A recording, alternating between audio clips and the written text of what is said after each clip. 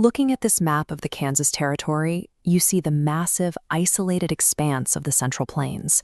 In the late 19th century, the sun baked this plowed land into a gray, unyielding mass. Life here was defined by an overwhelming lack of color. The house, the fields, and the sky were all the same shade of gray, a reflection of the grim, daily struggle for survival that stripped the sparkle from the eyes of the people who worked this land. The only contrast in this joyless system was a small black dog named Toto. He was the only thing that moved with a sense of play, providing the single splash of black against an otherwise static, monochrome world. Survival in this environment required total adherence to routine. Because there was nowhere to hide on the surface, every farm relied on a single escape route, a cyclone cellar dug deep into the earth, reached by a trapdoor in the floor. That routine was tested the day the air grew heavy, as if the world were holding its breath. The sky took on a strange, unsettling hue, and a low wail began to echo from the north. Standard protocol was absolute. Drop everything and run for the cellar. Aunt Em and Uncle Henry followed it perfectly, diving beneath the floorboards as the winds began to scream. But the system broke because Toto panicked. He jumped from Dorothy's arms and hid under the dark bed, forcing her to choose between the safety of the cellar and her dog. That single moment of hesitation changed the trajectory of her life. Before she could grab him and return to the trapdoor, the house shook so violently that she lost her footing. An ordinary decision to save a pet had trapped her inside a structure that was no longer anchored to the earth. The cyclone ripped the house clean off its foundation, carrying the entire wooden building into the sky as easily as a feather.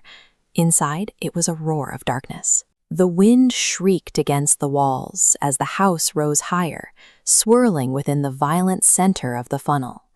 Through the window, Dorothy could see a world in total chaos. Cattle, fences, and uprooted trees were tumbling past the glass like toys. She was no longer a resident of Kansas. She was a passenger inside a projectile, completely subject to nature's most destructive force. Eventually, the violent shaking stopped. The house settled into a gentle, floating motion, caught in a steady current that carried it miles away from the prairie. The visual landscape changed as well. The dull, gray light of the plains faded away, replaced by a strange, greenish glow that filled the cabin. The terror of the ascent gave way to sheer exhaustion. As the wind became a steady hum rocking the house, Dorothy curled up on her bed with Toto, falling into a deep sleep. This was the eye of the storm, a surreal moment of peace suspended between the life she knew and the world she was about to discover. Urgent, that peace ended with a bone-jarring crash.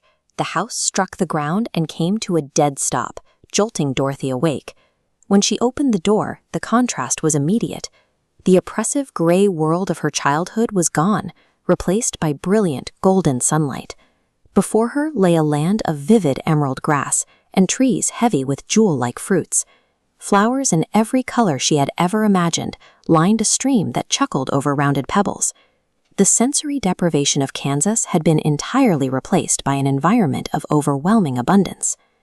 As she stood blinking in the light, she was approached by a group of tiny people dressed in brilliant blue.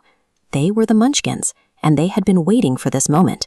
They didn't greet her as a traveler, they thanked her as a savior. By landing here, they claimed she had killed the Wicked Witch of the East. Dorothy looked down and saw the evidence.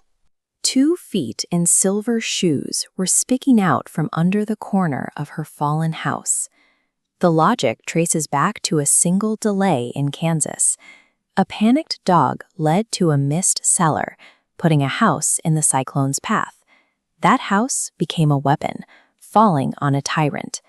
Chasing Toto removed the region's most feared figure. Because she chose to save her dog, an ordinary girl from a gray farm is now being hailed as a noble sorceress.